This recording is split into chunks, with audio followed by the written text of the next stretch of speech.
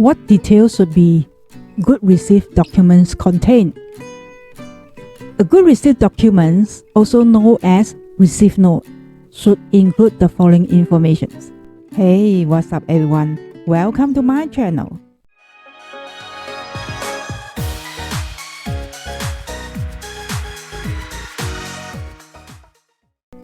First, supplier.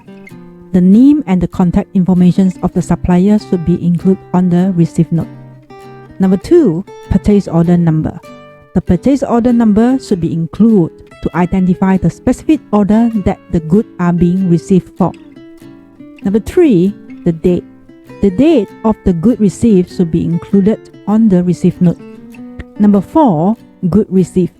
The receipt note should include a list of the good received, including the quantities and the descriptions. Number 5, discrepancy.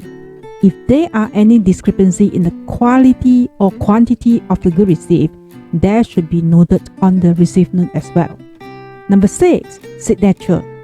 The receipt note should be signed by the person who received the goods to confirm that the goods were received and check for the quality and quantity.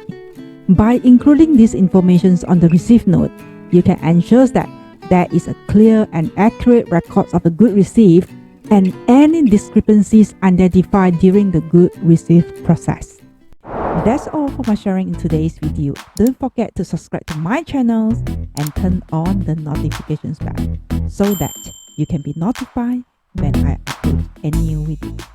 Once again, my name is Vivienne.